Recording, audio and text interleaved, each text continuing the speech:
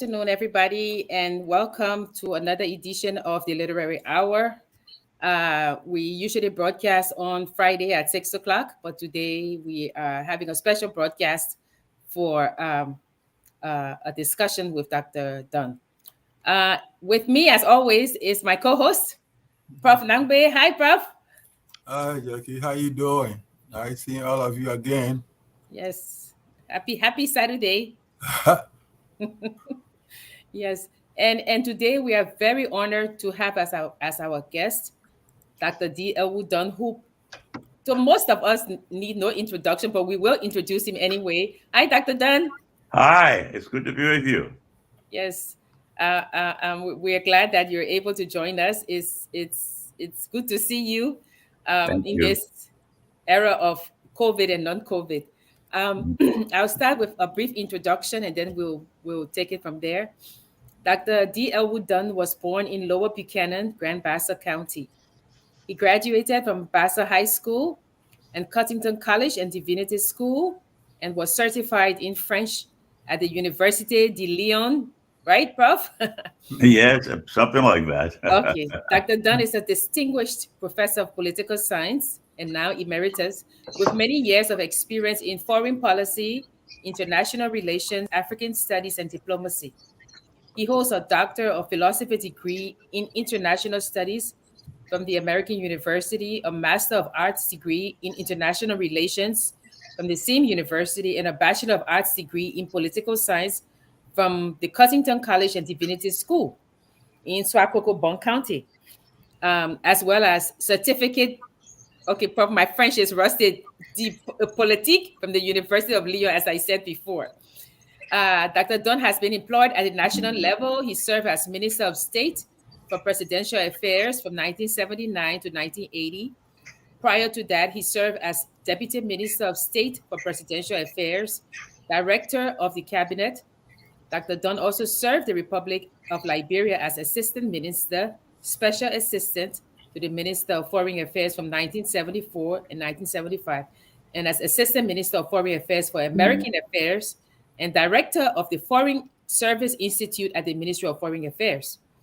At the academic level, he has been employed as Instructor of African Studies at Seton Hall University, Adjunct Assistant Professor at Essex County College in New York, Adjunct Professor at the University of Liberia and Cuttington University College, Professor of Political Science at the University of the South in Sewanee from 1986 until retirement some years ago.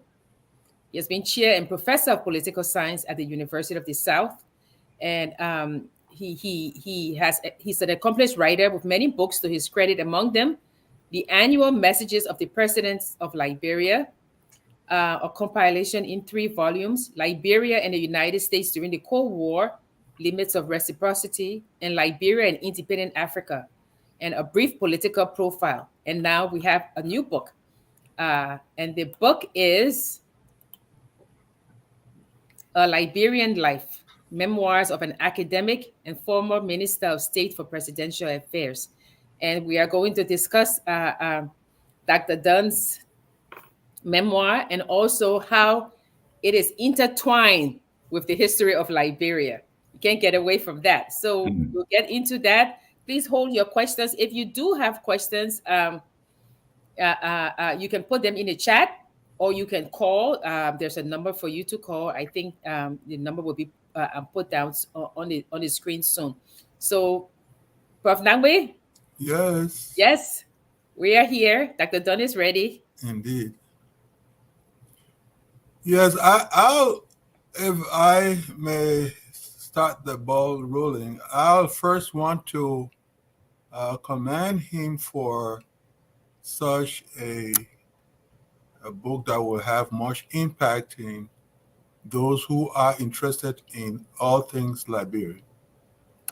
Uh, Getting to write one's own life story is often a complex matter. Complex in terms of what do I include and what do I exclude? And what path will such a narrative take to be able to bring out substantive discussion. So I like to commend him on that. If you look at American history, you will find out that one of the things that got the country going had to do with major actors who decided to write glimpses into their lives. The idea that certain things in life maybe became challenges and all that, and how they navigated their paths through such challenges. And so in reading Dr. Dunn's book, one will actually want a lot of people of his stature to be able to say something about their lives as they intersect the national history. And so this forum will attempt, hopefully, to pick his brains. As I've always said, we are not here to count the life from day one to wherever he is now, but to look at a few topical issues that are supposed to kind of awaken our minds. As we all know, his book talks about his work and life experiences, the status of Liberia as it was in the past and what it is now. And he worked with one or two important leaders in the country. We would like to hear him say something about memorable events in his time with Tolbert and in his time with Ellen Sirleaf. Okay. We welcome him, and then we take it off from that point. Yeah, and Dr. Dunn, when we interviewed Dr. Tipote, we bemoaned the fact that a lot of our eminent persons they did not write, like Bacchus Matthews, even Tipote has not written a biography or a memoir. So we are very grateful that you have taken this Herculean task on. But we would like to know your motivation. I mean, for those who haven't read the book, we'll keep the other ones. There were a number of motivations you had for writing the book. Could you just touch briefly on, I would say, like the most important, and why now? Why now? And how long did it take you to write this book? Wonderful. Well, let me start then with motive. I think there are two that stand out in my mind. The first one is the coup d'etat of 1980. That is the starting point because had the coup not taken place, I don't believe that I would have felt the need to write a memoir. And as I talk about the coup, I'm thinking about the fact that I had acquired some insight into governance in Liberia during the brief period that I served in government. And because most of the senior people in government are not alive anymore, I somehow felt the responsibility almost to at least say what I experienced. So that's motive number one. That is the coup and the fact that I experienced governance in Liberia, and I would like to share that. Second motive is I sat at the commencement exercises of the University of Liberia in December 1980, and I listened to Albert Port deliver the commencement address. And in that commencement address, he said many interesting things that I talk about in the book. But the thing that really stuck in my mind was somehow he felt that a few of us, maybe some of us who had served in government and otherwise, were contemplating leaving the country. He put it more dramatically. He says, "Don't run away, don't run away." And that sort of stuck with me. And it stuck with me because I was on the verge of leaving. And so I said to myself, can I leave and at the same time remain engaged with my country? So those two things, there's the coup itself, and then the circumstances that led me to leave. And I say the circumstances that led me to leave because remember, I was not in the country when the coup took place, but I returned to the country when it was possible to return. And I had every intention to remain in Liberia. But then a few other things began to happen that made it necessary for me to leave. So broadly speaking, those were the things that sort of motivated me. Then, of course, I had a few other things to include, which led to my including my 31 years at the University of the South, teaching and engagement with Liberia, and my subsequent engagement in a sort of advisory capacity with the government of Ellen Johnson Sirleaf. Thank you so much. Prof, do you want to add anything before we move on? Well, talking about motivations and talking about Mr. Port and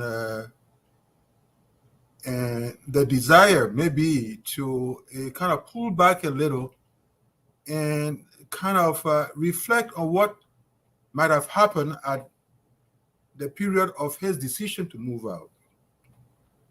Aha. Yes. So I am back in Liberia on the 22nd of April 1980.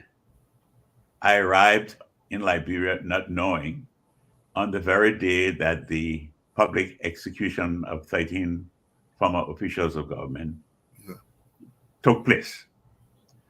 So I'm engaged in a number of interesting things from April 22, 1980 to December 1980.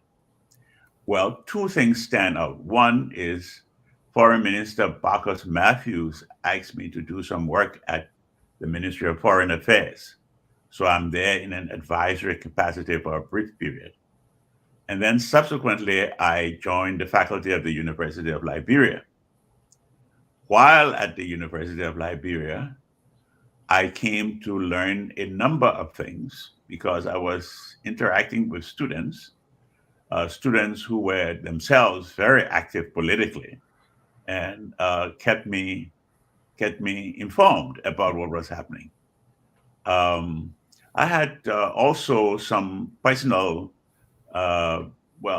reasons, and the personal reasons had to do with the fact that soldiers visited my home on several occasions. All of these things were unsettling.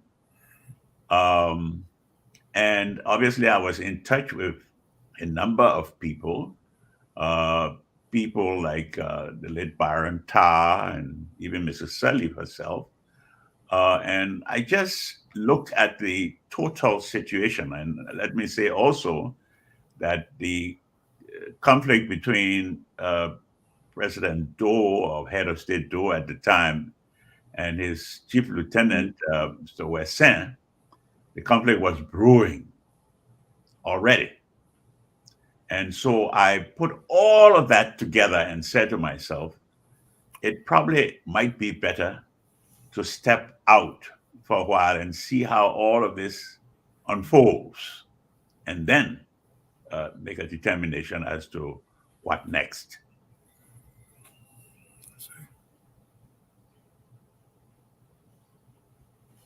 Your your memoir is very chronological in its sequence. You can follow, okay, this chapter it deals with this chapter deals with this, and like that.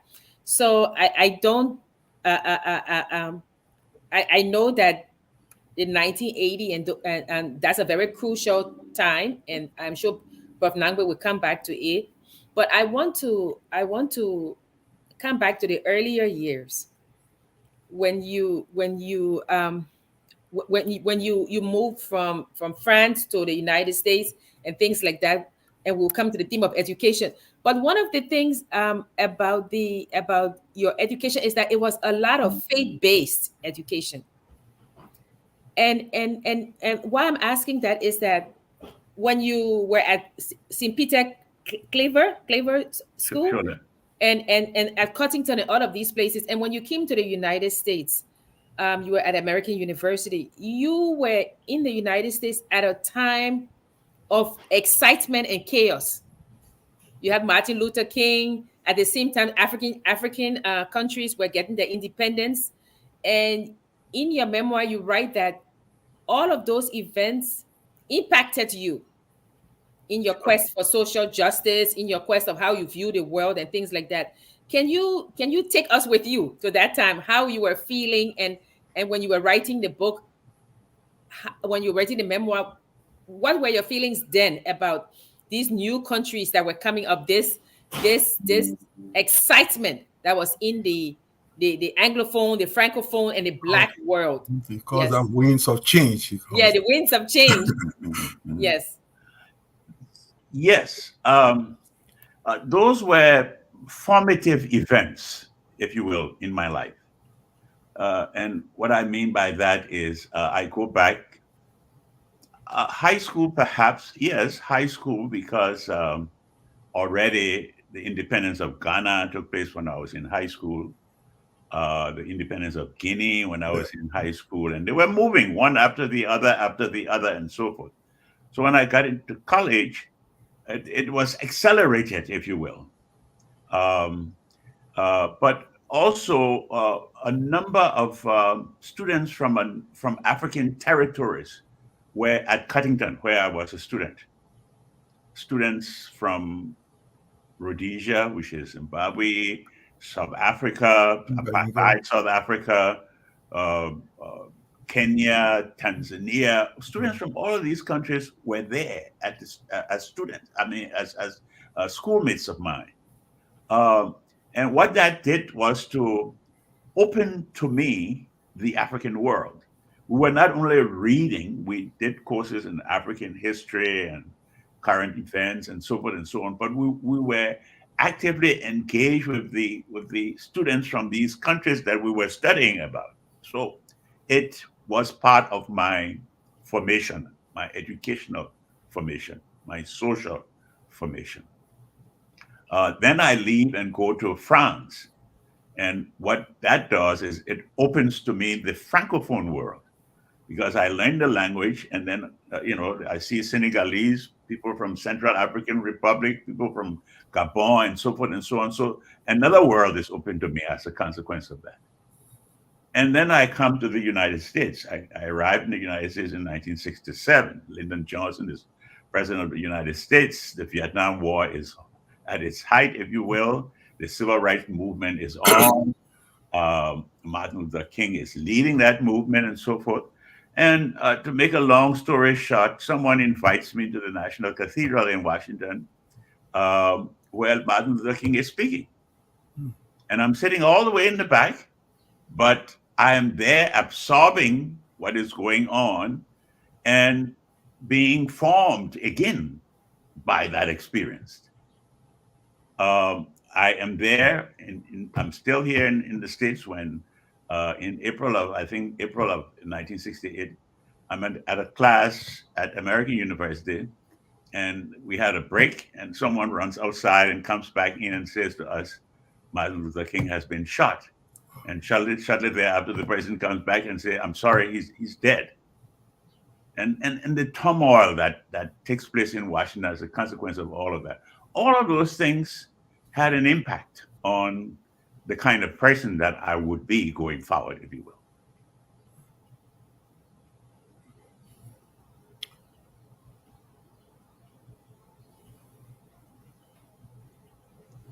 No, I said I don't want to monopolize the conference because I have so No, many yes, questions. So step yeah. in anytime if you want. Okay, sure. Yeah. Yeah, I think you began talking about the upbringing. Uh, One of the things I noticed as far as the upbringing is concerned, because I guess the whole thing is like a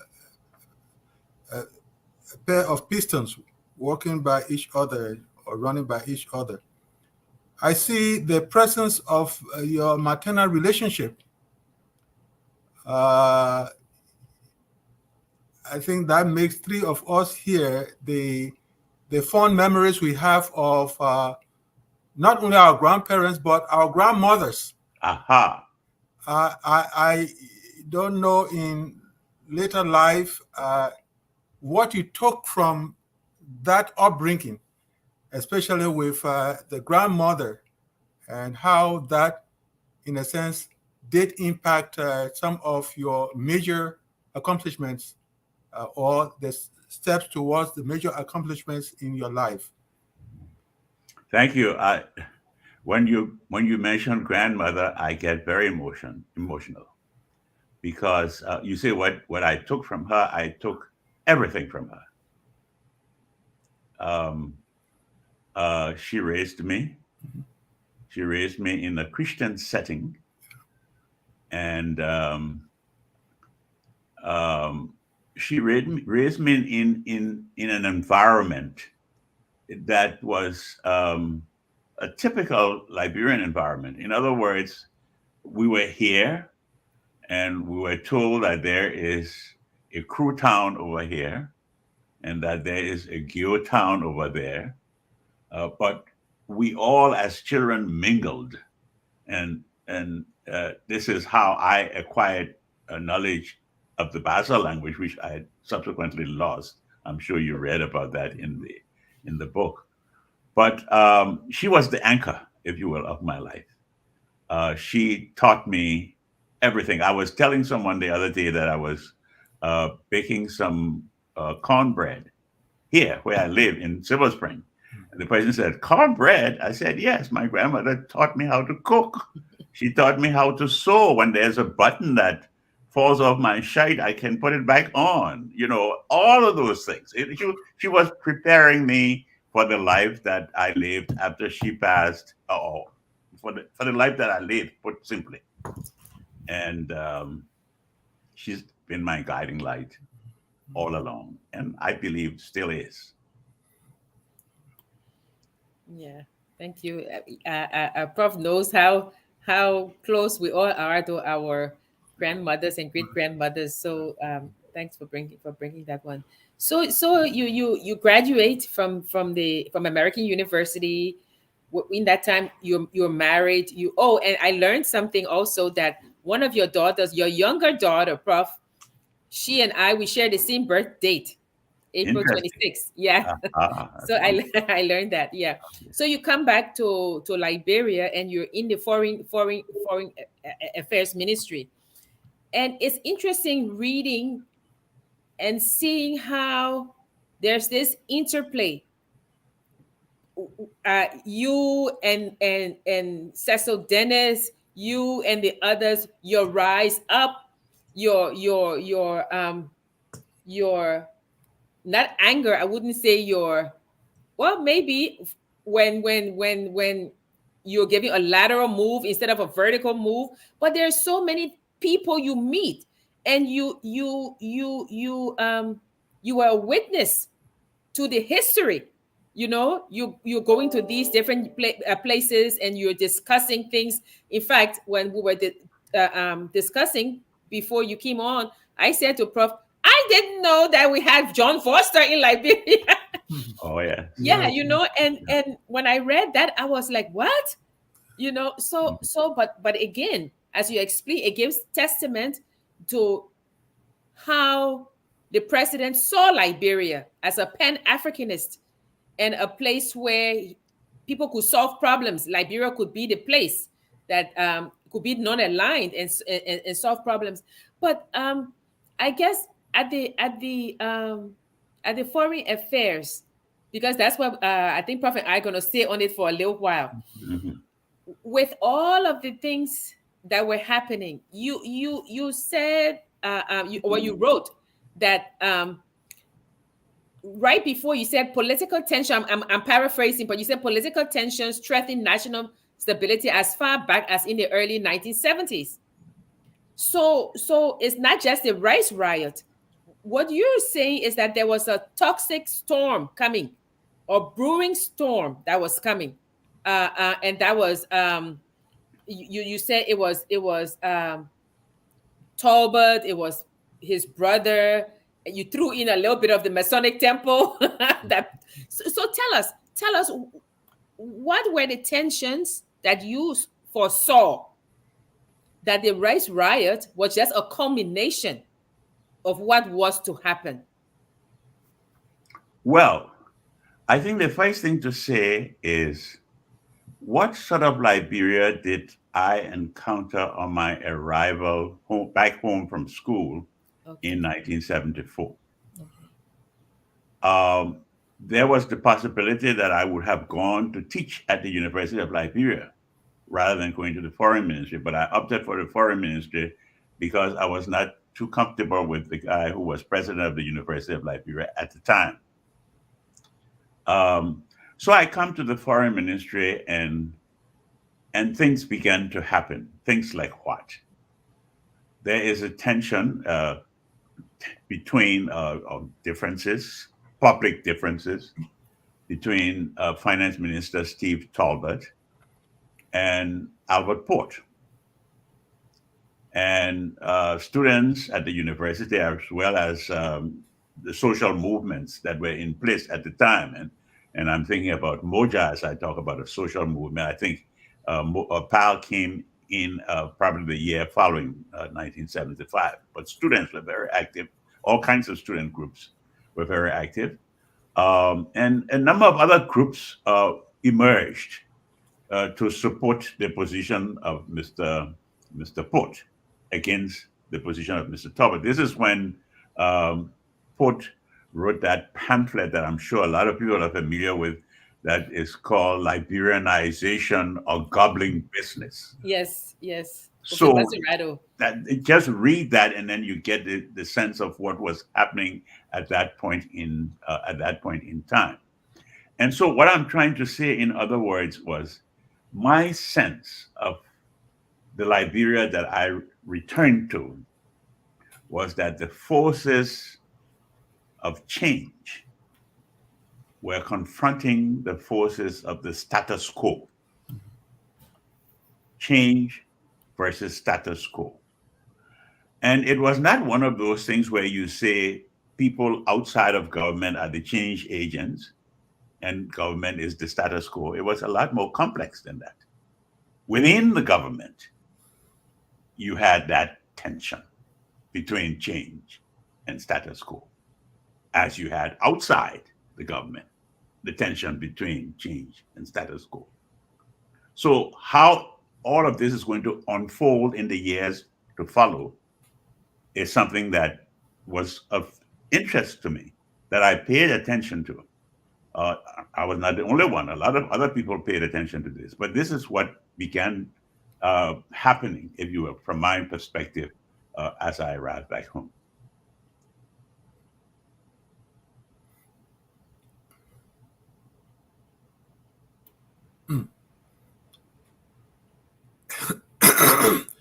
Now, yes, you did meet the tension there.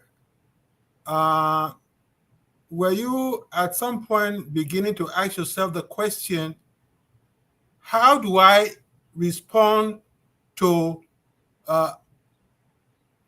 what either upheaval or this force that was kind of shaking things up? Was it at your point then to ask yourself the question, how do I respond to the force that is steering in this country? What then was your stand? Well, I don't know if I can speak of taking a public stand. Yeah. understand that at this point, Yeah. I'm an assistant minister of foreign affairs for Okay. American affairs. I'm a bureaucrat. Yeah. I subsequently lead the Foreign Service Institute, and I ran a session, and a number of people came to that particular program. So we were training people for the Foreign Service, Okay. and we were doing the bureaucratic work that you do in a foreign ministry. And then after Finance Minister Steve Tolbert died in a plane crash Yeah. the following year, 75, I succeeded Gerald Padmore, who was special assistant to the foreign minister, and I became the minister's foreign minister Dennis's special assistant.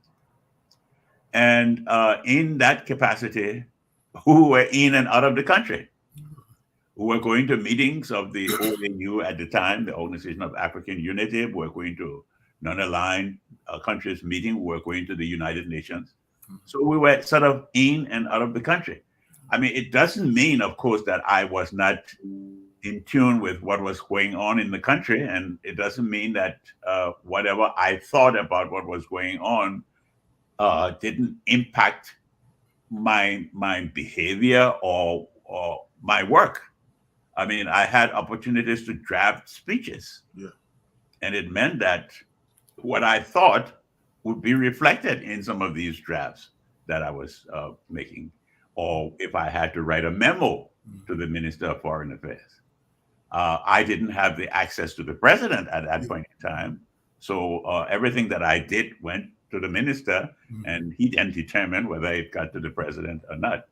And so, for example, when Foster came in 75, I was at the foreign ministry, and I heard about it like everybody else heard about it, and had no input into whether or not he should come and all of that. Yeah. I see. They kept you in the dark. Well, I don't know if it was deliberate. I don't know. Yeah. I guess they said something like this guy is relatively young. We And don't I was know pretty where young you're relatively young. We don't know where he might be bending, and therefore we've got to be cautious about how to interact with him. Did something like that did you feel something like that?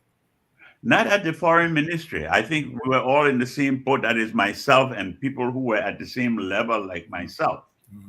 Trogo Bagahai, for example, was for European affairs, and Sonny Sherman for international organization affairs. We're all at that level. And we were preoccupied with what was in front of us. And I'm sure each person would reflect his worldview, his thinking about some of these things to the extent that they could when they had the opportunity to write memos or draft speeches. But no, I was not in a position to get out publicly and engage. I did not do that. Yeah, Prof, when I was reading the book, two phrases came to mind. One was "fly on the wall," and the other was "in the room where it happens." You know the Hamilton song, "I want to be in the room where it happens." Yeah. Yes. Because when you're reading the book, you see through your memoir, you can see history being made. While you're writing about the winds of change, and that there were change agents who were within government and without, you also have President Tolbert, who was also a wind of change. Here is a president who was buffeted on both sides. And depending on the strength of the side or the closeness to that person, he would lean to that person. Because if you look at it, when he's been advised about the rice riots, before the rice riots, right? I found that portion of your book very fascinating, because I am like, oh, there are so many factors that went into this decision that he made. I didn't know this, and I would urge people who are going to buy the book or who have the book to pay special attention to that, because I just thought it was a rice riot. I didn't see all of the behind scenes, of course. I mean, I was probably so young at the time, but that's a part of the book that I felt it needed to be told. What? Yes, Yeah. President Tolbert was a complex man, and I fear that sometimes fear that because he was assassinated and he's not on the scene anymore, uh, people sometimes have a tendency to dismiss him and probably see him as simply one of the oligarchs. You know, those few people that tended to monopolize power. But he was maybe both. He was both an oligarch and a significant change agent. He came from that tradition, if you will, that past. But when he was in the seat, he was very clear about his desire to see significant change come to Liberia. And there are instances, I hope that I mention in the book, that point to this. He saw the social movements, the opposition, if you want to call it that, the critical voices. He saw all of these things as legitimate, legitimate voices, legitimate forces in the society that it was his responsibility to interact with. Um, some of his older colleagues did not agree with him. They didn't tell him, but they disagreed with his approach. Many things he did that they disagreed with, including his dress and all of that sort of thing. Yeah. So the storm was brewing. It was brewing among those who felt like they were being not listened to, and the rice riot only culminated into what it was going to happen anyway. I was kind of really surprised that we had Guinea and Ivory Coast playing a pivotal playing a part. But I don't want to discuss everything in the book. But Prof, this book really, I mean, I learned some things, some historical things about Liberia, Guinea, and Ivory Coast in this book. Yeah. So time goes on, and you have the commission. Is it the Brownell Commission? The Brown Yes, Commission? yes, yes. Yeah. Yes. And Prof, they even accuse you of being Moja. Well, that's part of that comes with the territory, doesn't it? Were you a part of? Were you sympathetic to um their views? What were their views? If you say their views, in essence, was to raise questions about the status quo, if you say their views was to suggest that Liberia needed to change course, if you say their views was to uh, bring about larger democracy in Liberia, then not only was I in agreement with that, but President Tolbert himself was in agreement with that.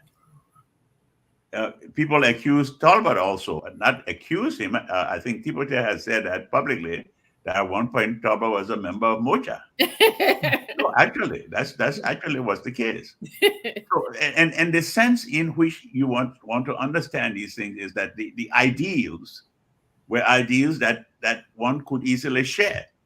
It doesn't mean that one was a card carrying member and getting on the street with placard necessarily with the others. It doesn't mean that. It means the things that were at the base of these social movements were things that in the thinking of those who looked at it closely, things that were designed to bring Liberia into the modern world as rapidly as possible. Remember, one of the things people called Tolbert was speedy.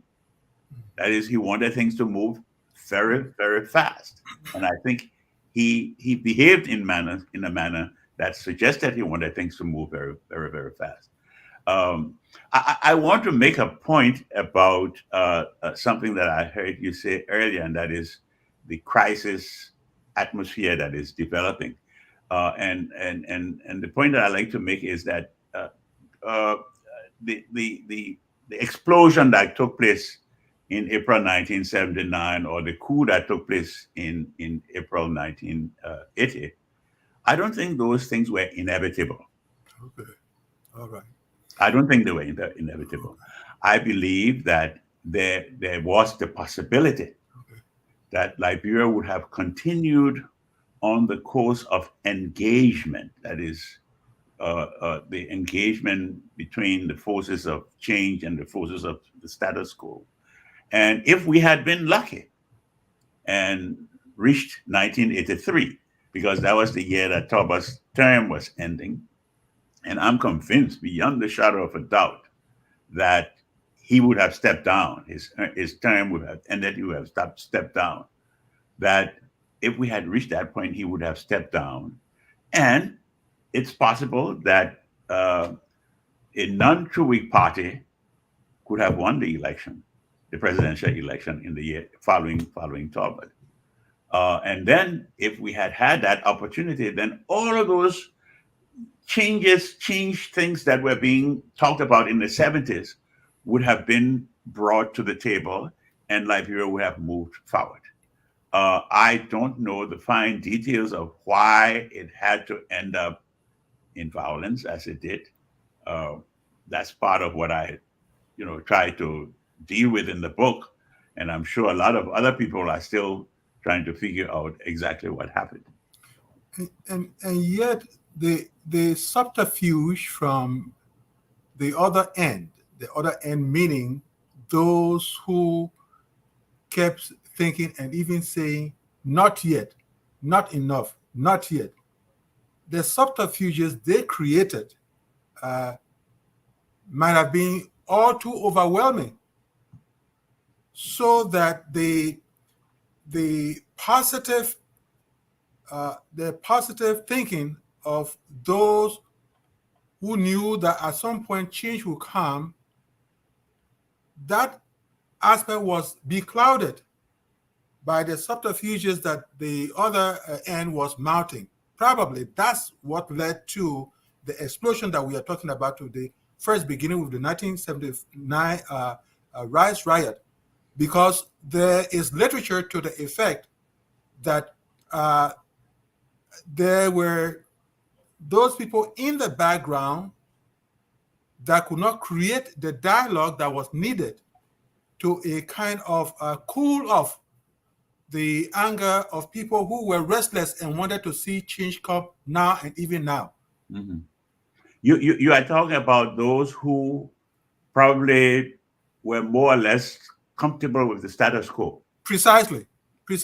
That they did not want change. Yes, that I hope I addressed in the book as well. Okay. There were the status quoists, those who felt that, maybe not that there should be no change, but that change should proceed at a much slower pace. Yes.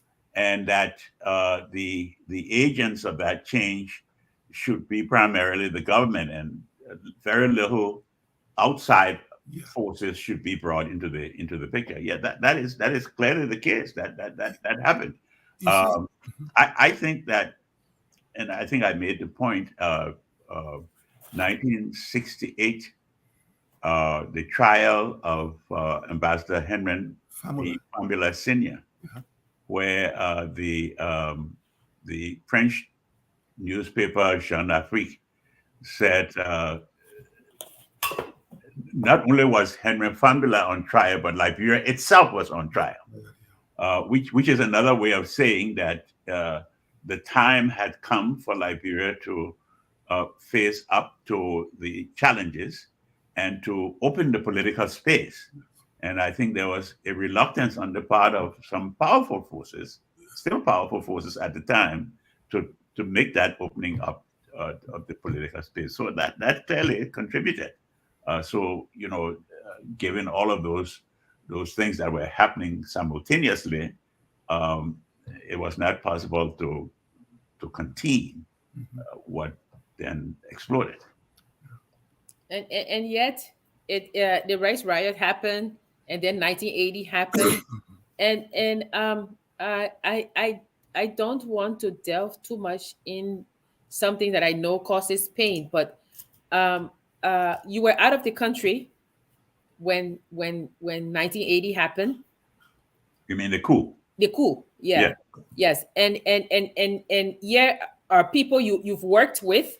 I mean, Richard Henrys, I think, as way back. But these are people you've worked with, Cecil Dennis and the others. Chinoway had resigned because of the rice riot and all of these things, and these people were killed. Um, uh, uh, where were you when you heard the news? And just briefly tell us what came to mind once you Well, heard. I was sent as a Liberian envoy to Prime Minister Mugabe in Zimbabwe, and Mhm. that explains my absence from the country when the coup took place. Okay. So I had completed my mission myself and the late Ambassador Chris Minicon. Mhm. We were together, and we were at the home of the Liberian ambassador in Kenya, to Kenya, when the American ambassador in Kenya called his Liberian counterpart and said, "There's been a coup and your president has been assassinated." And of course, the ambassador shared that information with us. It was a shocker. I mean, I had never experienced such a thing in my life, and we didn't quite know what to do with it. Um, what became very clear was that we couldn't go home. My first concern was what's happening to my wife and two small children in Liberia, and I was able to reach them. So I at least I got to know that they were trying to remain safe. But we could not return to the country because the airports were closed. All the borders were closed. But we decided to go to Freetown so that we would be nearer and find out from radio and so forth the details of what was happening. Um, Eventually, we got on a plane and went back home. And as I was saying much earlier on, uh, we arrived in Liberia not knowing what had happened on the 22nd of April, 1980. That's the day that the executions took place. And I learned about it sitting in a car coming from the mansion going back home. And the car was turned on to BBC, and they began naming people and so forth and so on. It was a great shock. I remember the what happened that afternoon. For those who were in Monrovia, it was like maybe 2 or 3 o'clock in the afternoon, and the sun was shining, and all of a sudden, the sun went away. It looked like there was an eclipse of the sun. Everything just got dark for a brief period before the sun returned. No, it was a difficult time. There's no question about that. They're human beings. They're people I work with. Somebody said to me, uh, how can you say in the same voice, in the same sentence, that these were well-meaning people, and at the same time that they were against change? And I said, yes, it's possible to do that. They were well-meaning, but they were people who perhaps had a limited appreciation of the pressure for change, the strong determination that a sizable part of the population had for change, and and so that's how all of this sort of came about. It was not an easy period. We had to then step back. People like me had to step back and say to oneself, "All right, it has happened. What do we do?" And I think I made the point that there were occasions, one or two occasions, when I was invited to to a meeting with a group of people that included members of the PRC. One meeting took place at the home of former Secretary of State J. Rudolph Grimes. And I remember the people there were George Boley, Grimes, Ellen Johnson Sirleaf, Shad Topman, Byron Tarr, and probably 5 or 6 other people whose name I don't remember. Um, Mary Antoinette Brown Sherman is still president of the university at that point in time. And I mention these names because these are people that uh, were in the same frame of mind, perhaps, as I was, meaning how do we imagine or reimagine Liberia, given where we are today? It was a time of deep reflection. looking even beyond this military government. Sort of the military government is going to be temporary, but what sort of Liberia comes after? That's the kind of thing that was sort of engaging some of our minds at that point in time.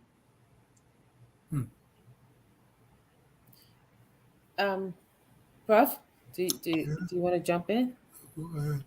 Okay, so you've always maintained that it's okay to get a master's and you're going to work in the diplomatic corps, but that a PhD gives you something to fall back on. That's your phrase. Oh yes. So of course now your PhD comes in handy. You have now transitioned from a diplomat to an academic. So just trying to move along from Liberia. How did you end up at C1E?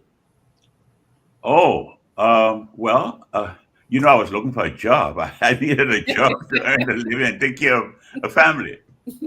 And I remember talking with a man called Beverly Carter, an African American who had served as U.S. ambassador to Liberia. Yeah, I Beverly. had known him during his time in Liberia, and so he's one of the people I got on the phone with when I got back to the States.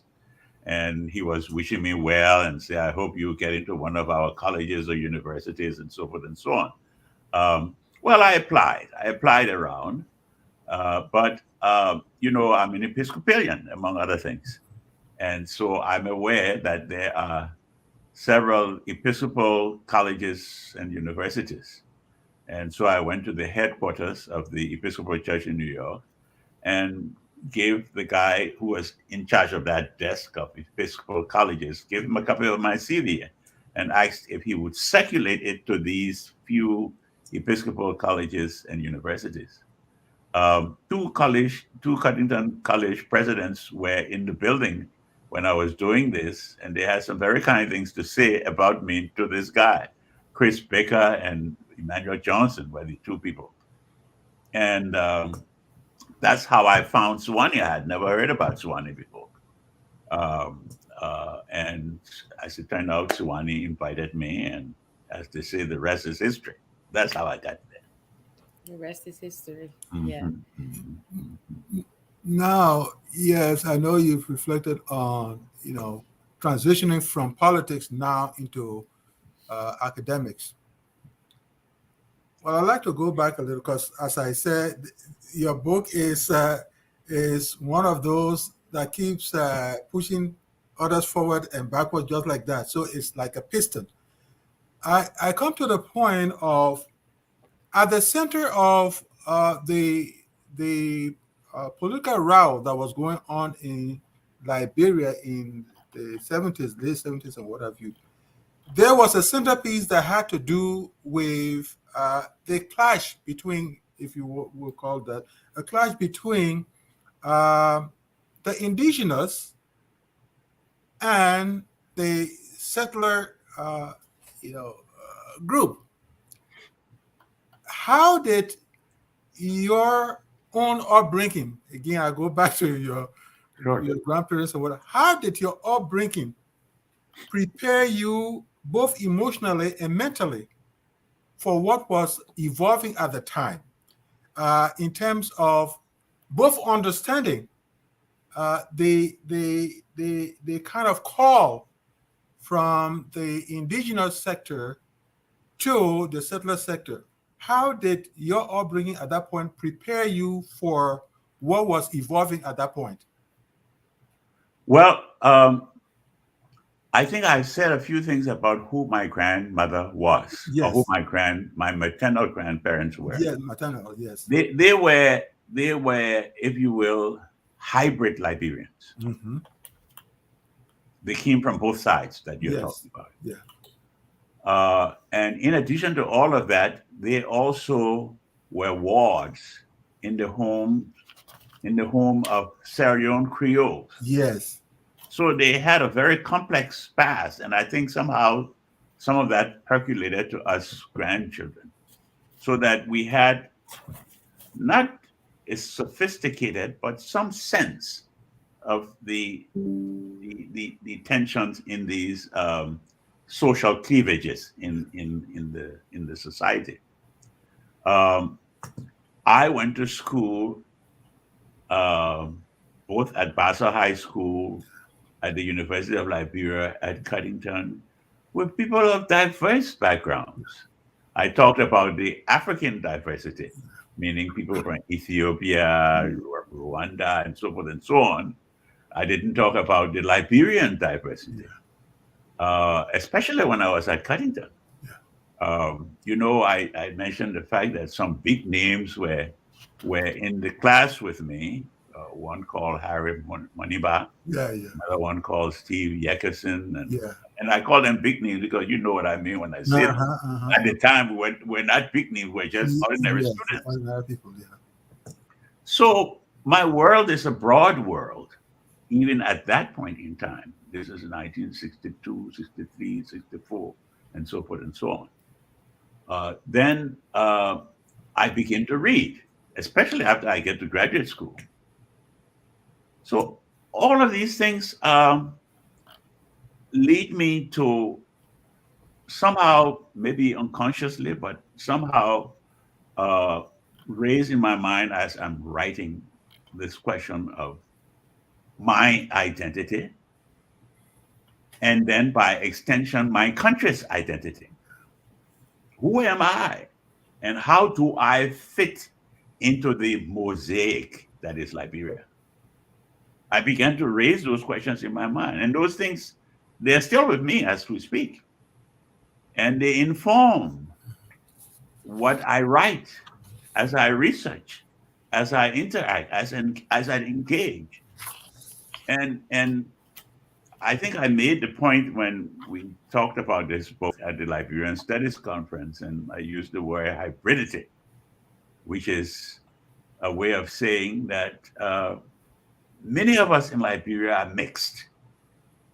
Someone was trying to describe the the Secretary General of the Unity Party in the wake of what happened in Lofa recently, and the question of hybridity came up again.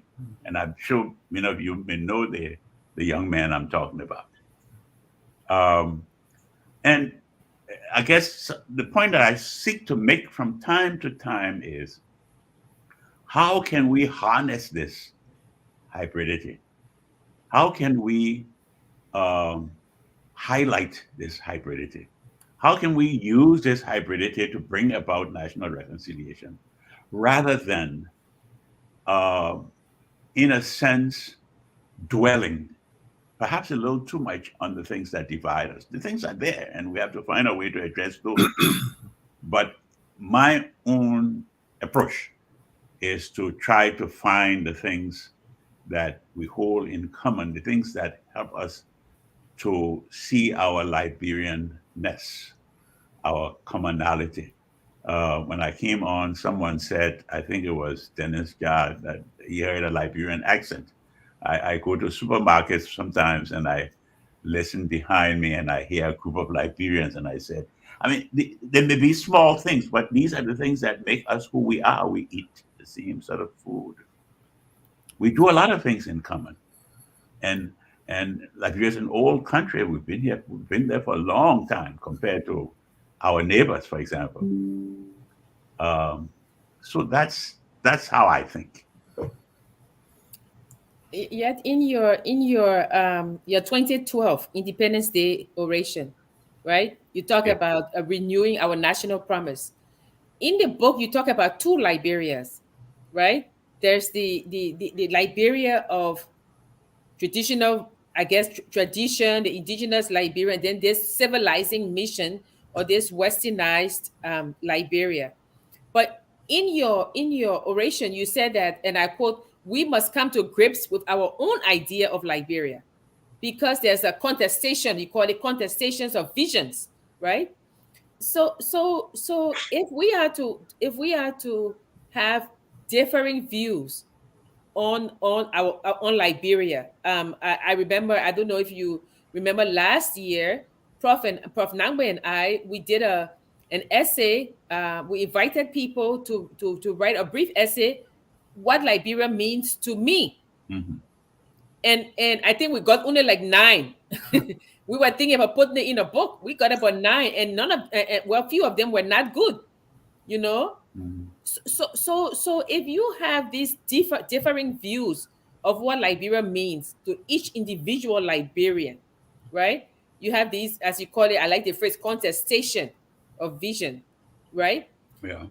How can we then try as much as possible, or how can we, coming to your 132nd Independence Day, where you were talking about defining the nation's promise, how then can we build a value consensus to reach us to that manifest destiny that you were talking about? How can we do it, Prof?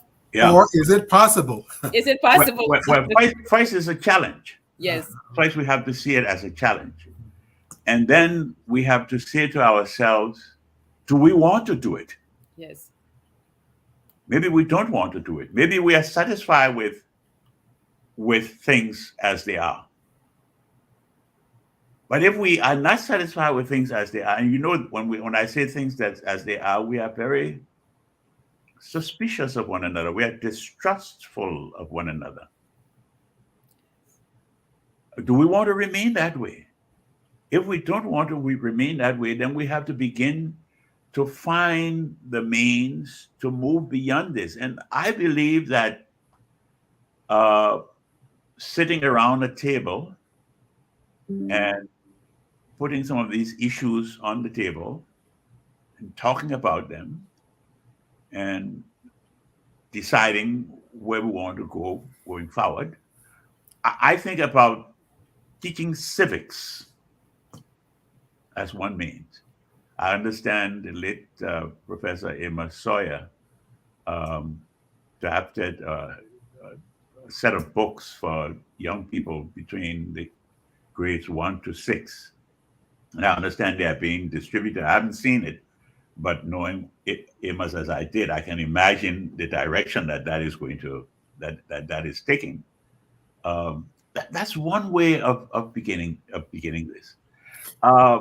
I regret that we have not taken seriously the Truth and Reconciliation Commission report in its entirety. I think that it has a lot of food for thought. And if we were all to just take it apart, take different parts of it and figure out what we want to do, what we should do, rather than where we are with it, it's like, political football, so we kicking it here, kicking it there, not knowing where we want to go. Perhaps one of the ways we can kind of look at this, we'll call it problem or whatever you want to call it, is that of very meticulously carving a vision.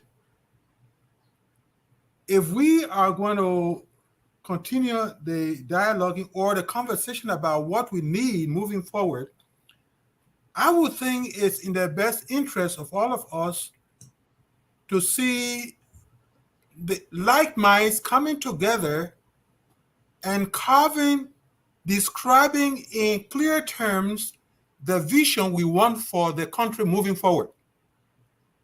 I'm glad you you mentioned the word vision, and I say I'm glad you did, because when Taylor was president, I understand they came up with something called Vision 2024, which took us nowhere. But I'm afraid that even when Mrs. Sirleaf was president, I was associated with the Vision 2030 project. And I remember very distinctly my friend, Dr. Tipote, basically saying to all of us and saying to the president as well, this is a good framework, but we have to get it out into the highways and hedges of Liberia. We got to get it out and get people engaged. Because if we don't do it, then when your regime ends, this project will also end. And the intention of that Vision 2030 exercise, which was a long-term perspective study on Liberia, was to start this sort of dialogue that you're talking about here. But I guess politics came in the way, and That's the killer. That's uh, the and killer of yeah, suppression. and so it's all on paper. There's some nice papers that have been done, I assure you. There's a lot of very, very useful research out there, but you need people with commitment to take it and carry it forward and seek to implement. I And think in your book you mentioned that there should be a committee set up to discuss this conflict of values. Maybe the modernization of the sandy and poorer societies and things like that. And I for one feel like the poorer and sandy society, they do have their place in society. The harmful practice of FGM is the one that should be taken out. I guess talking about civics and Emma Sawyer, people forget that. I mean, the definition of term, what is public service? What is civics? You know, because if you are taught civics, you will not throw an empty can on a street. It will be love of country in action. So coming back to public service, how do you see? Could you just maybe compare um, public service in Liberia, what it entails now as before? What did it entail then? When you say I'm a public servant, what did that entail? Well, it entailed precisely what the words are saying, namely that you have opted to go into an area where you are in the public eye, that what you do uh, should be in the interest, to the best of your ability, in the interest of the public. Um, um, when One of the policy issues that I worked on for that brief time that I was a minister at the mansion was something that came out of the Brownell Commission report, and that was to draft a, code of of conduct. conduct for public officials. Mhm. And Mr. Tolbert, in my mind, was very wise when he chose uh, J. Rudolph Grimes to chair that particular commission. And Grimes did a fabulous job. Um, and I thought it was a very good piece of. In fact, I see that George Bowley had it as an appendix in his book that came out in the early 80s. And I mentioned that because I remember using that to draft a statement for Mr. Talbot when he was commissioning some government officials. And, it was like almost a paraphrasing of quite a bit of what was in that draft code of conduct. So I mentioned it because that is the sort of thing that should guide people who opt for public service, that they are not there serving themselves. They are there to serve the public. I read the newspapers nowadays and I hear a lot of things that suggest to me that even though we have established some formal integrity institutions, including an anti-corruption commission and so forth and so on, but I think a lot of people, maybe some people in government, are not taking these things very seriously. and and yet that's how some people in the past were not taking things seriously. Because I at that time I was at the University of Liberia, and I realized that Turbo, yes, was on the move about that, but even in the rank and file out there, some people, some of them were yet in government, but they had uh, some engagement with Firestone and a few other multinational corporations and what have you. And therefore, some of the things that were raised in the code of conduct uh, were kind of treated as a laughing stock, and therefore it was like saying, "Well, I don't want to have a part to do with that. I don't want to be a part of that," and therefore that was where the whole thing started crumbling and falling, and therefore the steam was kind of destroyed. No, you are correct that there was that problem. There's no question about that. Let us step back and understand where Liberia had come from and where Liberia was in the 70s. Yeah. This was a hegemonic regime, Yeah, a regime led by a hegemonic political party. yeah, Okay, I mean we have to make that very clear. yeah, It's another way of saying there were even laws on the book, and I understand some of these laws are still on the books. There were even laws on the book that were very antiquated, yeah, that needed to go. yeah, And so you had a whole lot of cleaning up to do to bring Liberia into the modern world. And I think that was part of the debate that was underway in the 1970s. Take the example of the property clause yeah, and voting. Yeah. Yes.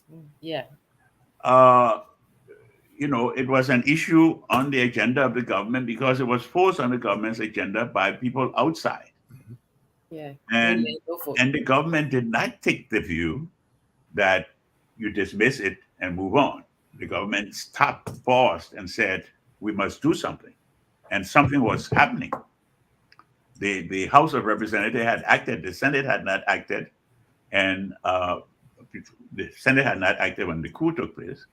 And I think even the president had begun to draft something that would have begun moving us away from that particular provision. So I remember myself receiving several memos from meetings, memorandums from meetings that took place where the president was basically saying that by April of 1980, this would be removed, and we will be able to say that the vote is open to everybody without this property qualification.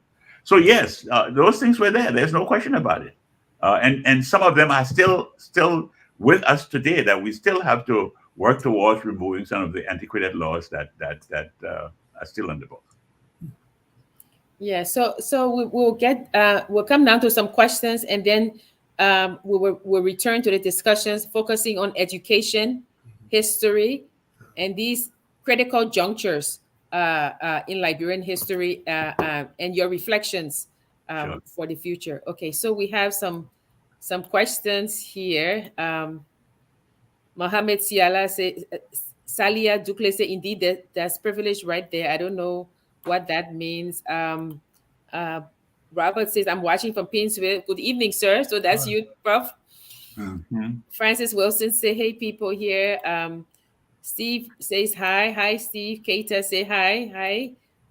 Robert, congratulations, Dr. Dunn, for your life memoir, which is a very difficult and very critical in a sense of a sojourn in life. So thank you. I would say thank you for him. Kay West says, good evening. He's watching from the Capital Bypass, Prof. I okay. see. Okay.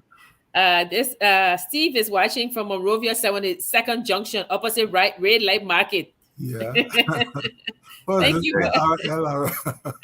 Oh, Andrew says hello. Andrew says he's watching from Crown Hill Boulevard Junction, opposite Toyota gas station. how about that? Okay. Thank you, Andrew, for watching. Jimmy Isma is watching from Washington, D.C. Hi, Jimmy. Emmanuel is watching from Boston.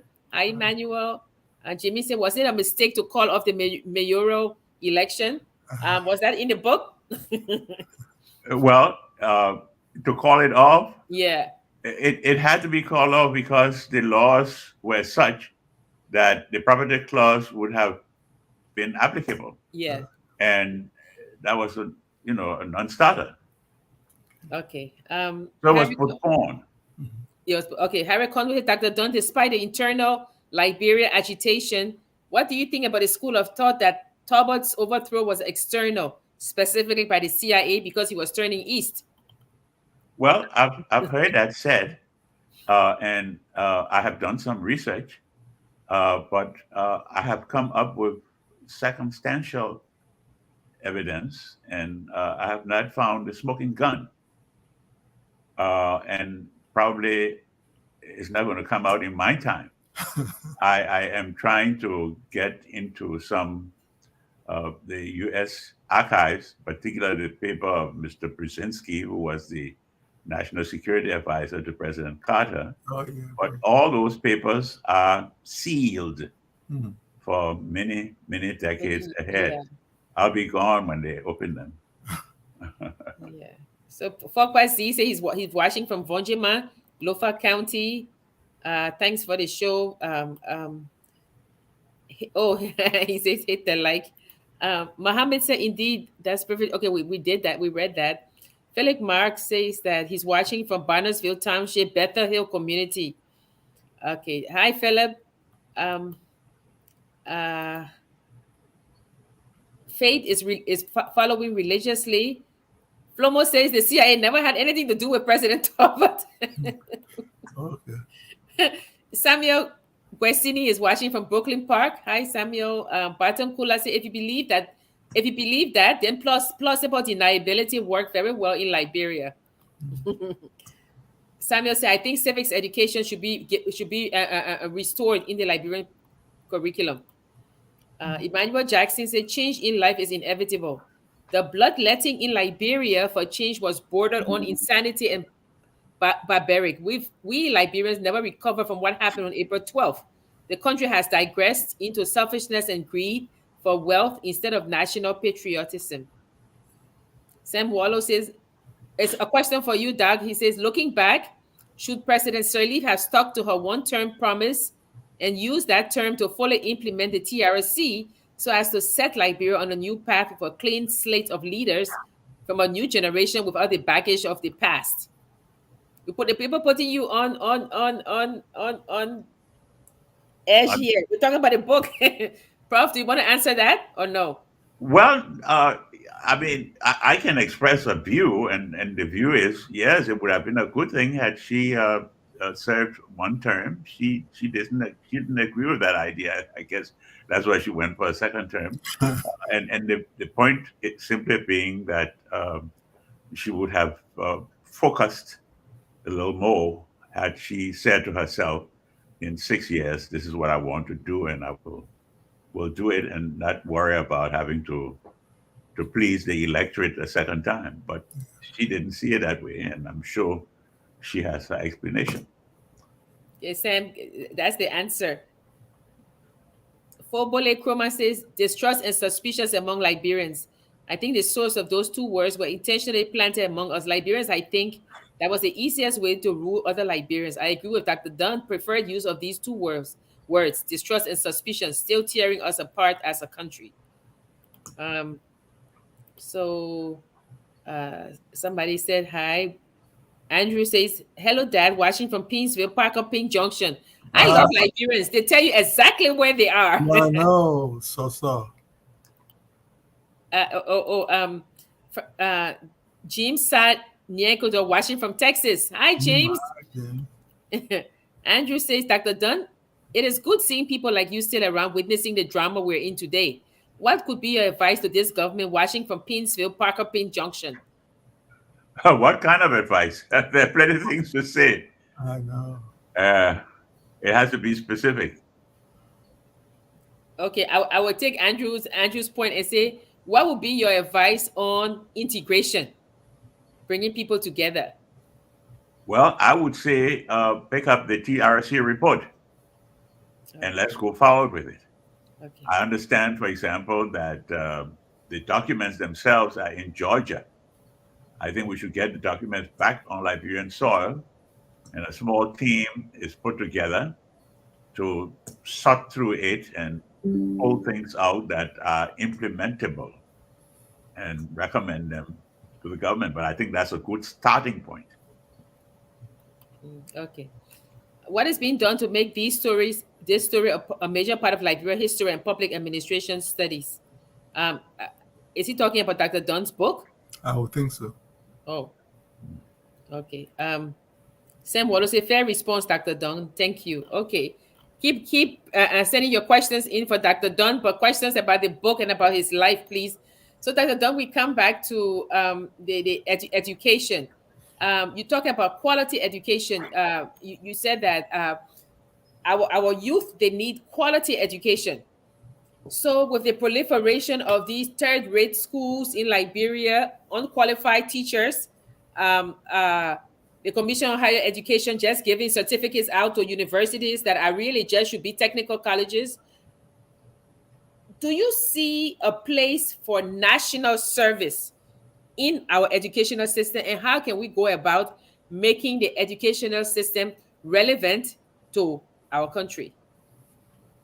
Well, to me, one good way to start is to bring the stakeholders um, around a table with some kind of agenda, and let them begin to address the problems in all of the different ramifications from K right on through tertiary level of education. No, I think when you talk about crisis, I think that's one of our crises. That's Yes. the education crisis, and if we don't fix that, it's going to be very difficult to fix a lot of the other problems in the country. Um, um, yes, we're talking about civics and history, and all of this brings to mind the need for the people in the university community in Liberia to engage in research. That's another weakness in our system. Yes. When I was at the University of the South, I remember we had sort of three primary responsibilities. We had to be good teachers, and we were evaluated. It was not just something vague. You had to be a good teacher. You had to be a good researcher. There was a close link between research and teaching. And then you had to be a strong member of the academic community. In other words, you had to share what you were teaching and researching with the broad, not just with your class, but with the broader community. I don't know whether these are the kinds of things that we do in Liberia at the various universities that we have there. You know, one of the other things we all need to keep in mind is that Liberia is a very understudied country. We think we know Liberia, but we haven't seriously studied Liberia. I was just chatting with someone recently in connection with this um, election in Lofa, and I raised the question of campaign financing. I said, how are campaigns financed in Liberia?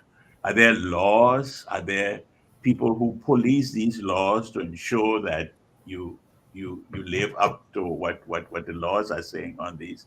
Or is it a free for all? Is it just open? If you have a lot of money, you can just throw it all around and use it for your political benefit. What happens? I think it would be very useful to all of us if some of the professors at these universities in Liberia would do a paper on something like this and publish it, and let us all have the opportunity to make our comments on them, so that we are clear on these things, so that we can minimize the contentions that come about when the election commission has announced sort of the outcome of a particular election. We are moving towards 2023. We need to begin preparing. We don't want to wait until we get to 2023 and the election is happening and all the contestations begin and so forth and so on. We want these things to be based in knowledge, based in scientific knowledge, and the only way you can get that is to do the research and publish it.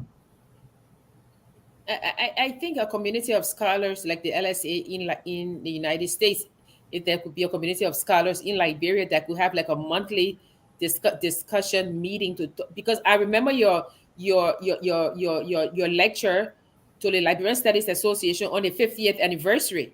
talking about development and knowledge for development nexus, right? Yeah, That research will inform development. precisely. Research, Precisely. yeah, it's the precursor, because it says to you, these are the things that's going to happen. Let's plan. Unfortunately, our planning ministry is now under the Ministry of Finance. I think that the reason that question keeps coming up, that book we will eat, is because the people who should be in the know, who are, quote, the educated people, they are not producing the results or the outcome of what an educated person should do. There's a shortage there. And so what they see is, I will just get an education for a job, and Prophet, I discussed that the last time. We said, you can be literate, but literate just tells you can read and write. The educated mind or the educated person is a process. And it's an end in itself. You don't have to get a job. You become an educated person. And I think in our community now, or in our country, there are two things that, first of all, the young people who, when I'm trying to explain Liberia, they say we don't understand that thing because they did not live in the society that we lived in, But like you said, there can be a new manifest destiny. We're all coming together. But the people who should come together, and I'm sorry, I'm running on. Prof. Nangwe and I, we had a discussion on Animal Farm the other day. And in Animal Farm, when all of the old animals had died off, there was only one person remaining, and that was Benjamin, right, Prof? The old horse. And Benjamin remembered. He was the only institutional memory. So what we need in Liberia, we need a lot of Benjamins to say, let's come together and show you, or let's come together and craft this manifest destiny that you call it, that we are one people, and we should look at our hybridity as a benefit and then move on.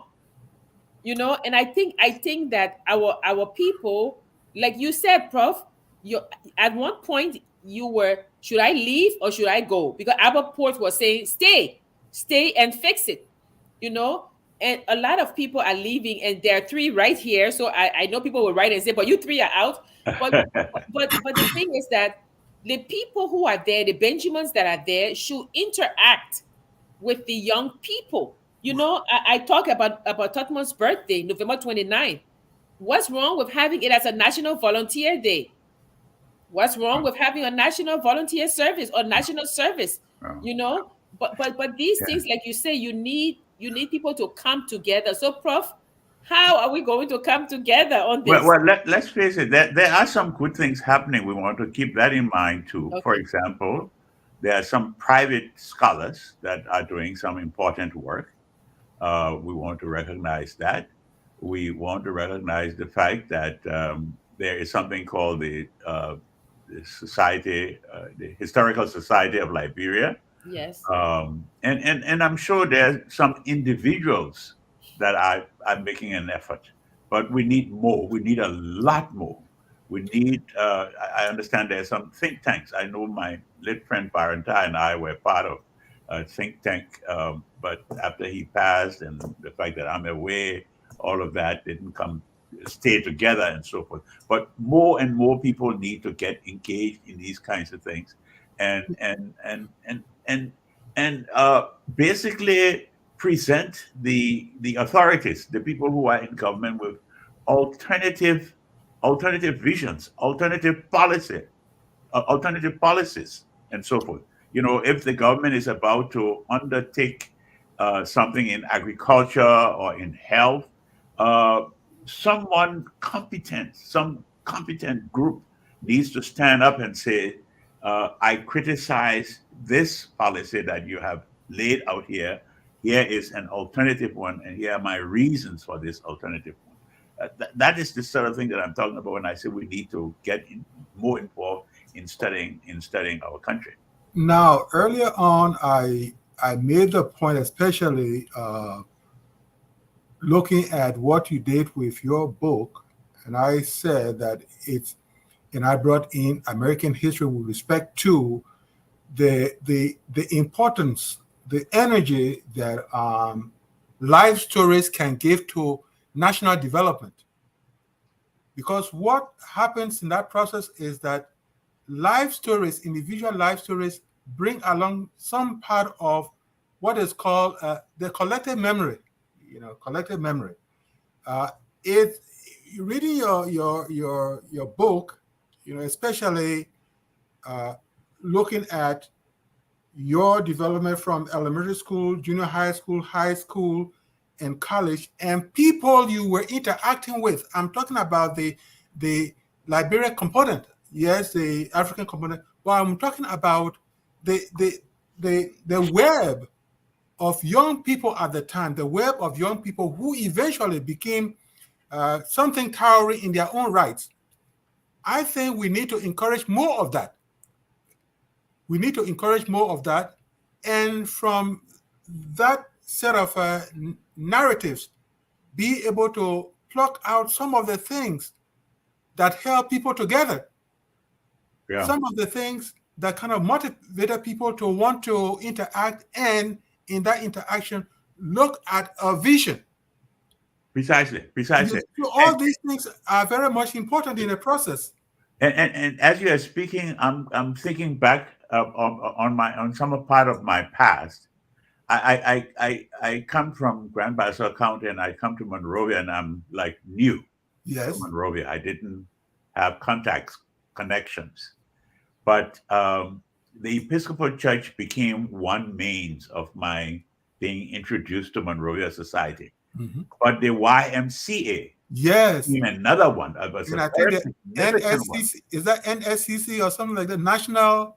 There was a National Student Christian Council of Liberia. Yes. Okay. All of those things were very, very important in bringing people together. People together. When I think about the YMCA, I think about David Howell and Yancey Peters Fla. These were the leaders in the YMCA.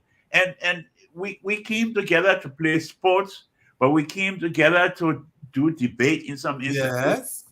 And that togetherness gave me a unique opportunity. And that unique opportunity, which I mentioned in the book, was to attend the All Africa Christian Youth Assembly in Nairobi, Kenya in 1962. Yes. That was an eye-opener. That was an eye-opener. Not only were we from different backgrounds in Liberia going, but then we arrived there and see Africans from all over the continent there. And was that a lesson that stayed with us for our lives? Wonderful education that way. Yeah. So let's see some other comments. Baton Kula says, Dr. Dunn, the Tolbert administration seems so organized and full of vision. Is there a template somewhere that this generation can use? Well, this generation has to be educated as to what has happened in the past in order to draw from it what may be useful today. Relate that to today's circumstances, and I think that comes in the form of our writing the history of that era. When we write the history of that era and put it before them, they can read and draw their own conclusions. And Prof, I hope that this book contributes to that history. It has to just contribute. There are many other books that need to be written about that particular period. I know that some have attempted to write, and maybe others are still writing, what I refer to as "quote unquote" the progressives have their version, their vision, and so forth that we have heard of. But I think a number of others need to also to get into the writing business, so that we can look at the 70s from many different angles as we seek to understand what happened in that, what I call that extraordinary decade. Okay. Ambassador Milton Davis says, good evening, Dr. Dunn. I'm watching from San Quentin, Nima County. What's your view about the current government, the way Liberia is being ruled? Well, that's a big one. I don't know. I think we have to be more specific when we come to that. I talk about that all the time with my many friends, both here and at home. And I think we have to continue to talk about it and make suggestions, and hope some of these suggestions reach the ears of the people who are on the stage today. Harry Conway said, I agree with you, Dr. Dunn. Liberia is indeed understudied. Yeah. And one of the things that happened in the past was that we tended to uh, leave the study of Liberia to non-Liberians. Yeah, I remember that the director of research for the African Development Bank, he had said that it is possible to read a book on Africa with no African scholars being quoted. That Exactly. people just other people, and I think that you're right when you say that history does inform a country. I heard the other day someone saying that they should make the University of Liberia a technical college, and I wrote, like, do you know the history of the University of Liberia? You know how it was one of the best in Africa. The light in darkness didn't Yeah. just come. That motto meant something, Yeah. And I think if you strengthen the University of Liberia instead of just creating all these quasi universities that really should just be high schools, strengthen the University of Liberia, Yeah. and that would help. But again, it's history. The That's history right. of the University of Liberia is indeed a grand one. you Indeed. know Hmm. yeah, and people should not speak about belittling it, even though it has not been functioning as it should be. Exactly. um Baton Kula says someone should have researched how CDC won LOFA and how they won 2017. One of the things that kind of often get to me is that of the statement, somebody should do this. I know, like this person was saying, somebody should find out how CDC, won Lofa County and all that. Uh, if we must chart a new path in that country called Liberia, I think we have to move from the notion of passive voice statements to active voice statements. Somebody should do this. This must be done, Yeah. and that sort of a thing. I think in whatever little way, I think we need to pull our resources together. Maybe dovetailing with people who are already engaged, for instance, in research, engaged in writing, for instance, Yeah. and see how working together we can collate a lot of the so-called missing parts so that we have a compendium of ideas Yeah. moving the country forward. Yes.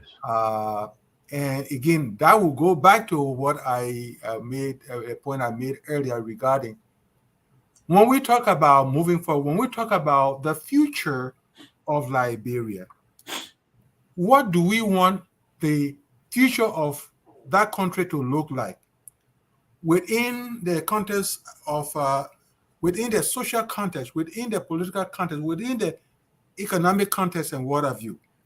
Even within a philosophical context, what do we want? What image can we paint? What do we want for Liberia? Maybe it may not start with just one person, a whole lot of people, but a small tapestry of thinkers that can work together and begin to make a difference. The larger the group, the possibility of watering down a lot of things to kind of stall the movement that is needed to bring Liberia to a point of sanity. No, I So think there's a strong point there. only thing I would add to that is we must be clear about the we. Yeah, If we are Yeah. not clear about the we, then I think we are likely to run into problems. When of I say course. the we, that is the national identity issue that we were talking about earlier on. We need to clarify, to satisfy ourselves that we know what we are talking about when we say we, Yeah. because Yeah, Yeah. Yeah. that's very important yeah, component, I think, to what you're saying. Let's go down the list. Okay, there are a lot of questions people are asking. yeah. Sam Wallow say if one wants to know who is running the country, find out who is funding presidential and legislative campaigns. Bottom Cooler say what an educated society should look like. America is a typical example of what it should look like. Foley Bully Krumah said, Dr. Dunn, I don't think folks can easily gravitate towards researching because Liberian government does not prioritize early education, let alone funding research. What do you think, Dr. Dunn? Well, what I think is that we should really step back and not say government must do this, government must do that, government must do the other.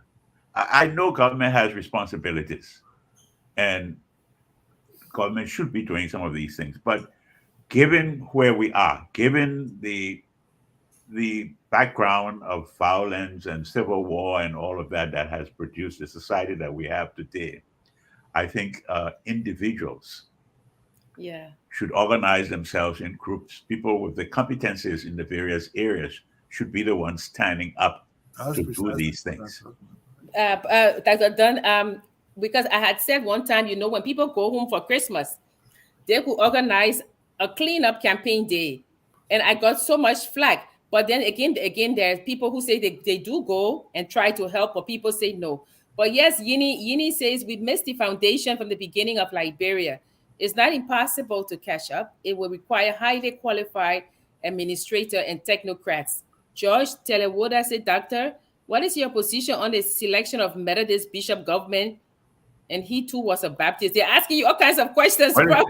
What is the word? I'm not sure I understand what that means. Election of Methodist bishop government. Yeah, and he too was a Baptist. Okay, Jimmy Eastman said, what is Dr. Dunn take on dual citizenship? The law drafted in 1973 is still being used to limit diasporic Liberians' participation in public service. Well, I mean, generally, I think it's a wonderful idea to have dual citizenship. I mean, it's just that simple for me. I think it would benefit Liberia and benefit Liberians. So anything that benefits Liberia and Liberians, we should run with it. No, Okay, the, sorry. yeah, the thing about limiting diaspora citizens, for me, my take on that is that something has to give. Something has to give, meaning that if this gentleman is making reference to the fact that the current draft of the law, it kind of limits the participation of some dual citizens who want to get into politics. Yeah, I would think that it is very much important for us to recognize the fact that if you are a dual citizen and you still want to, if a presidential election came about, you want to contest as a presidential candidate, then that person is not living in the real world. If someone is thinking about a kind of running a kind of a candidacy where you will be somehow at the top of the political structures in the place there, then that is a problem. There are several other tier type of positions that you can hold, or you cannot just say that because you want this dual citizenship, therefore there should not be any limit to how far you can participate in government. I think that's disingenuous. Okay. Yeah, Dr. Dunn, Franklin Weller says that you are considered as one of the historic leaders of our country, probably spanning from the Tubman era to the downfall of the True Whig Party. the ushering of the military regime of Doe and the current era multi-party Liberia. How would you assess the various timelines in terms of real democracy in Liberia? Well, I think it's clear that we have seen a kind of progression. When I say a kind of progression, look at the founding constitution, or for that matter, look at the First Republic, meaning before the coup. And you see there that clearly democracy was limited. We were just talking about the property qualification that was still part of the laws. I mean, we can look at the whole sweep of history and understand why we were where we were. That's another issue altogether. But as we get into the 70s, there is greater agitation for more inclusive governance, isn't it? And that also means that we are broadening the democracy space. And we get to 1983, 84, and we see a new constitution emerging. And that new constitution enshrines the ideas of democracy in clearer terms, in more specific terms, I might say also, so that that's the dispensation under which we are functioning. But there are still major problems with that. We're just talking about campaign financing as one of the problems associated with that. And I think inadequate civic education is one of the other problems that is associated with that at the present time. So Emmanuel Jackson said, what's your view about the essence of the family unit as carefully written by Doris Bank Henry in the book on Liberian civics?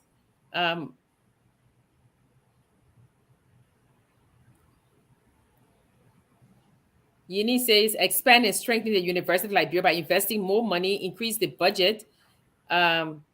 Emmanuel Jackson agrees, at least 100 million annually in university education with meaningful support in research and development of our national institutions. Prof, I don't want to put you on the spot, but one thing I would ask you, what do you think about the president of the University of Liberia being appointed by the president of Liberia?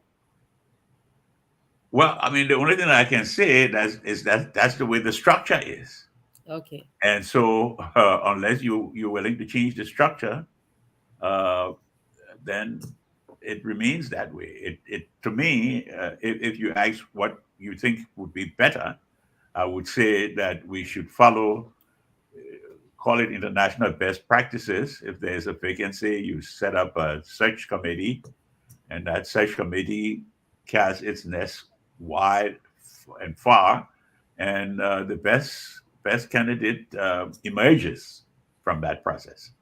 If you want the chairperson of the board to pick from the two leading candidates, that's another way to go. But I think the time is fast approaching when we need to change the system that is in place that allows the president to appoint the president of the country to appoint the president of the university.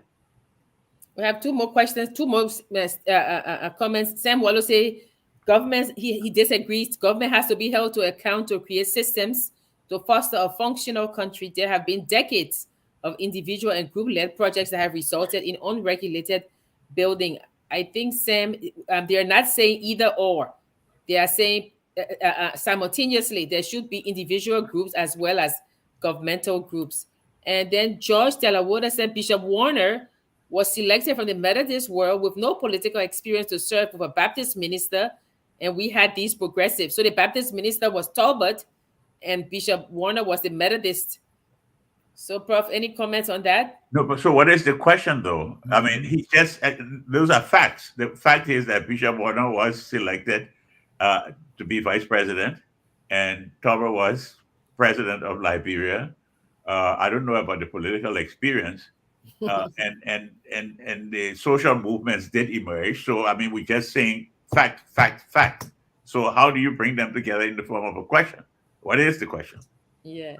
So let's move on from them, because I think the questions have ended. They will still be coming and come back to our book. That Prof, I have a question about these committees that you want people to set up, that you want the government to set up, about talking about the national identity, things that should bring us together.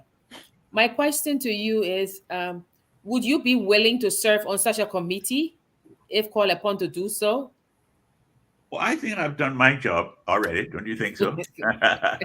I think, but since I'm still breathing, if something is established and somebody wants me to send in a paper or send in my views, obviously for free, Okay, for free. and I guess before we come to your reflections, because I know time is far spent. Prof, do you have a question before I go on to asking my last? No, he brought in this thing about the national. Was it a subcommittee on national symbols or something of that sort? Uh, was there any progress made, or there were roadblocks that a kind of proved difficulty for your going forward with the research on national symbols and all that kind of a thing? Mm. Yeah. The problem was a problem of focus, Okay. meaning government stands up and says we think for XYZ reasons we should review Mm. the national symbols. And sometimes people miss that word review. When they see a committee is established, they say, oh, the committee is established to change the symbols. No, it's not to change the symbols. We change the symbols if the people want to change, but we have to go through a process before we are able to determine that the people want change or no change. Um, the problem was the problem of focus. We had a problem with Ebola, and we used that as the excuse to stop the exercise. Okay. And there were other things. The constitutional review. There was constitutional review committee that I was a part of, and there were all kinds of things that came into that in effect, led us to not be in a position to come out clearly with recommendations. And I think those were all, in my mind, missed opportunities. I think that the research generated by all of that exercise, that research is there for any future government, present or future government, that might be interested in these sort of things. I see. Yeah, thank you, Prof. So we're coming to to almost winding down, but we will extend an invitation because I think we've only just skimmed the surface of things that we should be talking about in the national discussion.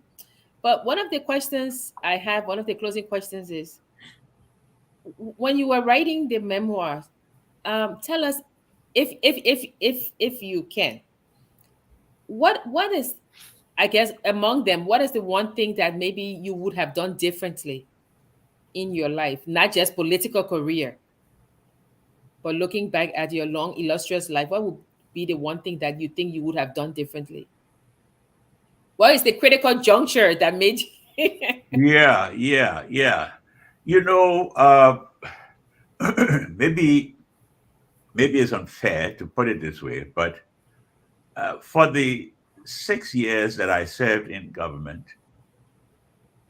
I was in the position of what someone refers to as a glorified clerk.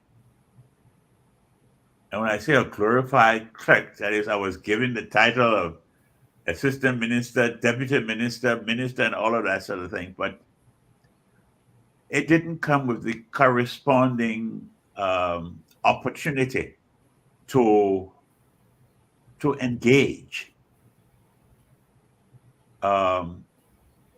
I was deputy minister, and I sat in cabinet, and I took notes, and I facilitated meetings, and I wrote memos. But I didn't have the opportunity to sit around a table with the senior people and express myself. I wish I had that opportunity.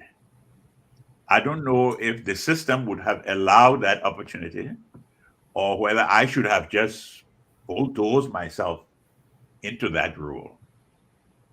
But oftentimes I step back and say to myself, um, you didn't have a chance to express your view on the rights issue controversy, for example, or any number of others.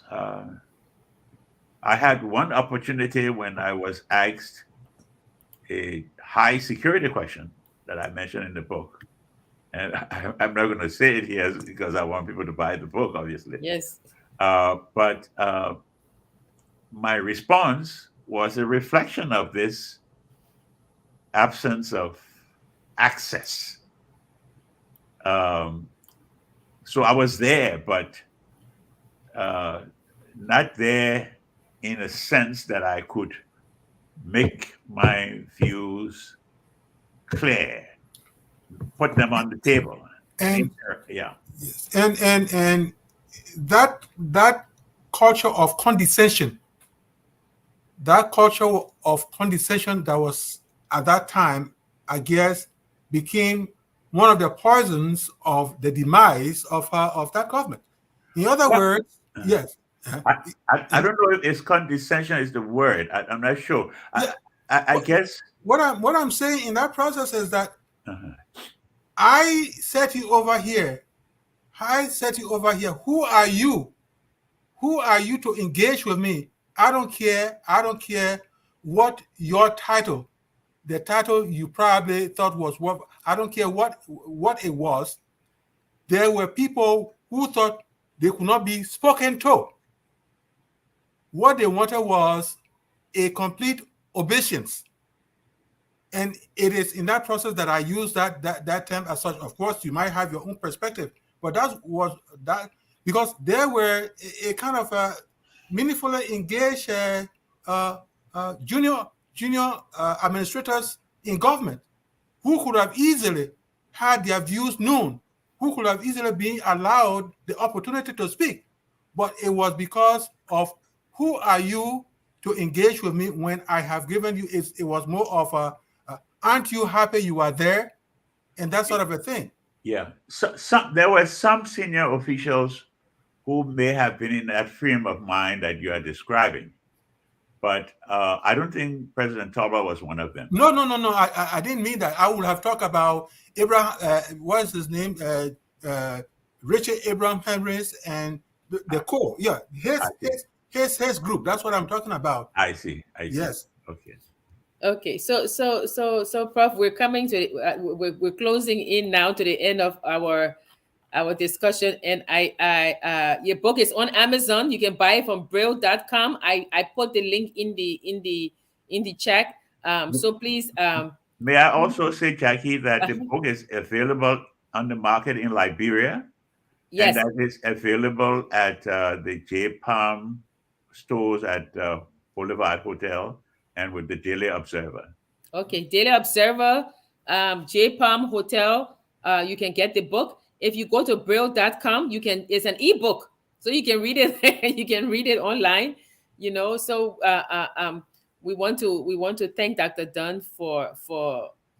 We want to thank Dr. Dunn for. I mean, we could go on for another 2 hours, but the people in Liberia have to sleep. Yeah, surely. We know that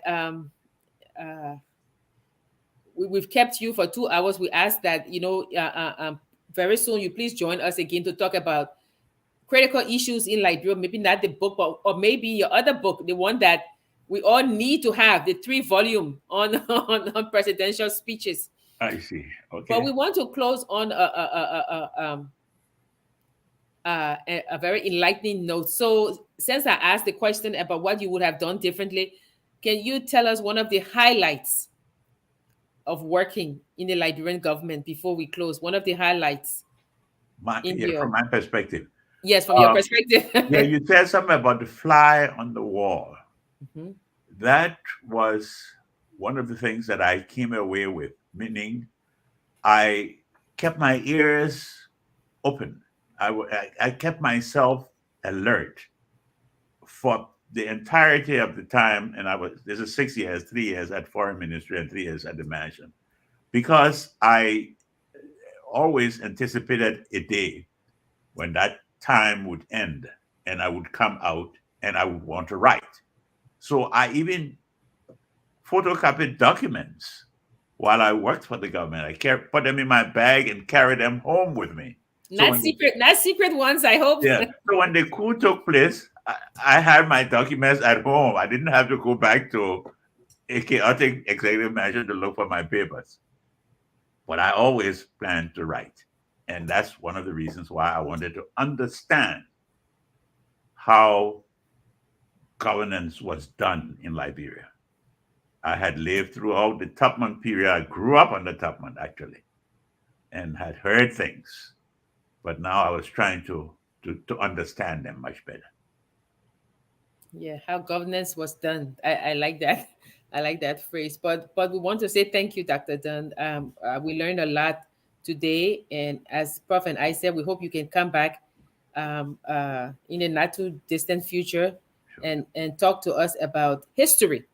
You know, not so much politics, but really history, and how these two Liberia can really become one and manifest this destiny that was foreseen by the founding fathers, both who came across the ocean and both who came from the disintegration of the empires coming down. Surely, You know, so surely. we want to say thank you so much to you, and keep writing. Thank you And very much. It's yes, been a real opportunity. I enjoyed it. Thank you very yes, much for the and the invitation. questions are still coming, but they have to wait. The Yeah. book is on Amazon too, but please, Hamilton Zilli, the title of the book is A Liberian Life. They are still asking in a Liberian life memoir of an academic and former Minister of State for Presidential Affairs. You can get the ebook at Braille, and you can get the hard copy at Braille and on Amazon. And if you're in Liberia, you can get it at J Palm Hotel, and you can get it also at the, where else, Prof? Daily Observer. The Daily Observer. Yes. You can get it too. So Professor Nangwe, we've come to another end. And for those of you who are new, who are joining us, Professor Nangwe and we have a show where we discuss African literature, Liberian literature, arts, history, and it's at 6 o'clock every Friday. 6 o'clock every Friday. So, Prof, any last words? Final comments. I always say last words. Final comments, Prof. Well, as we started with this session of our work, if there are 3 words that people should take away from here is write, write, and write. I think that writing does a whole lot in putting a lot of things in perspective, putting the past in perspective, and giving the present a wider vision, I hope, of things that can be done to project a very constructive future. And it's got to come from some of the people who did play major roles in government, in public service, because that's the centerpiece of where national people interact. And if you work in that setting, then you must have a lot to share with the present as well as future generations. So I think it's kudos to Dr. Dunn, and I hope that several more people will follow suit. I understand that Cletus Watterson did another autobiography, I think. Mm-hmm. And so there are a few that I know today. Mm-hmm. I think Best did one on Albert Port. Yeah. I haven't read it, and then there was another one which was done by, what is his name? This guy, why am I? Stanton Peabody, yes, my own buddy. Yeah. So yeah. Those are, and it will come a time when someone will want to just plow through those few that I just mentioned and see what is there as the gem for Liberian history and for lessons that that will make a big difference in the future. So, you know, I was glad to be part of this conversation, and I hope to have another bite at another conversation. Thank you very much, Professor Nagwe and Jackie. Say thank you all very much. I really appreciated it and enjoyed the exchange. Okay. Thank you. You are muted, Jackie. As we always say, we say Liberia is the roof. We are the rooms, and Liberia is the roof. Yeah. So we will uplift Liberia. So again, we'll say thank you. Join us on Fridays at 6 o'clock for the literary hour. We will say thank you again to Dr. Dunn. And for my co-host, I will say we will be back next week. Yeah. And we are all Liberians, you know, whether we are abroad or we are at home. Let's manifest this destiny of oneness that Dr. Dunn talks about in his book. And please purchase his book. Thank you. Thank you. Thank you. We are Liberians. Liberia is our home.